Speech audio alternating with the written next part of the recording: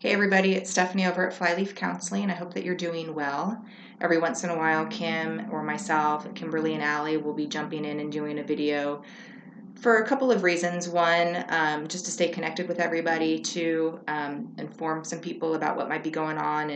And three, just to provide you with a little bit of knowledge and potentially some skill building to navigate this time that's full of uncertainty and anxiety and maybe some fear. We're in this with you, and we are adapting as you are adapting.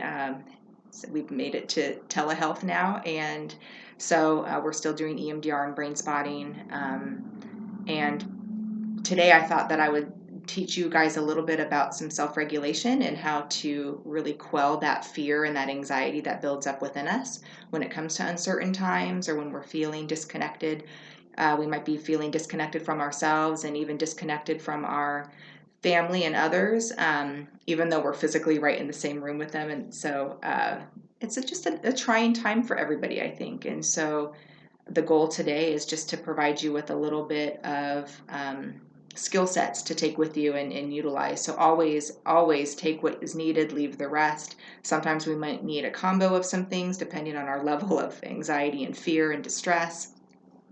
Before I start, though, I wanted to give a big shout out to all of the healthcare workers, all of the military and law enforcement and first responders that are helping us through this. A big shout out to all of the grocery workers and pharmacy and people who have to deal with us on a daily basis as we try to get a little bit of differentiation in our day.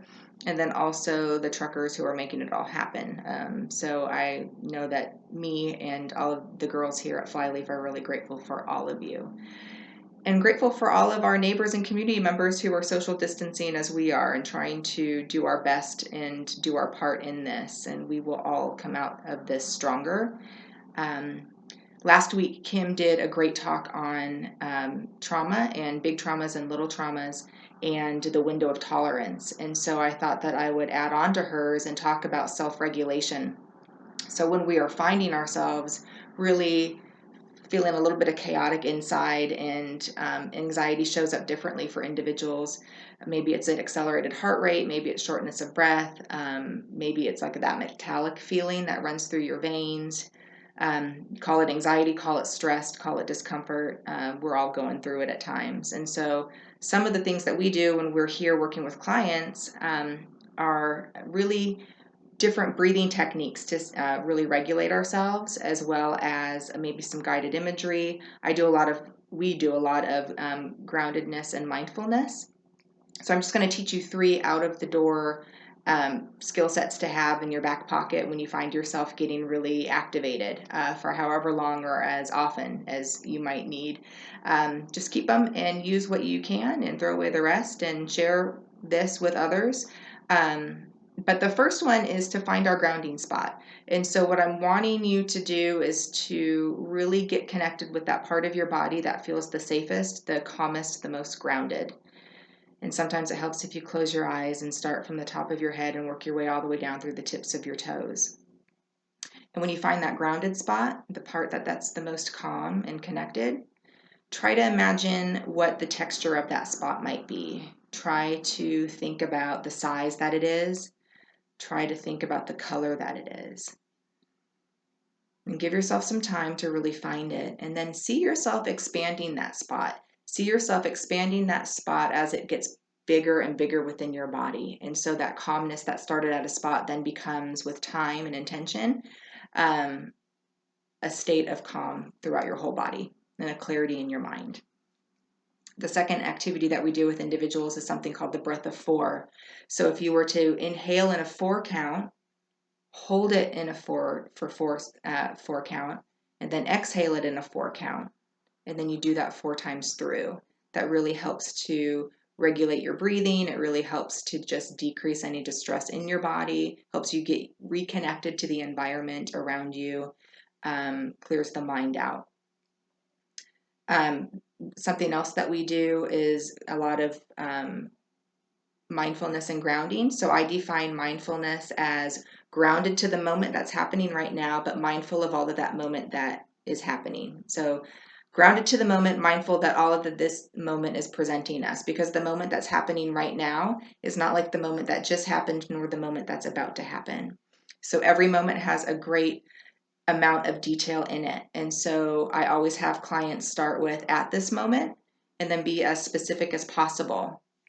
So you begin by saying, at this moment, what's one thing that I smell or one of my favorite scents? And be descriptive. If you can identify the base notes of what you might be smelling.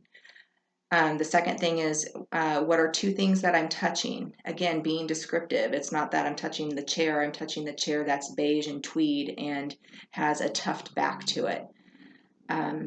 So we have scent, we have touch. What are three things that I see right now? Look around you. What are three things that you can identify? Be color, size, being as descriptive as possible, location. Tell me four things that you hear at this moment. Again, being really descriptive, always beginning with at this moment. And then the fifth thing is, tell me five things that you like about yourself, five goals that you have yet to obtain, five virtues you want to instill in your kids, five of your favorite childhood memories.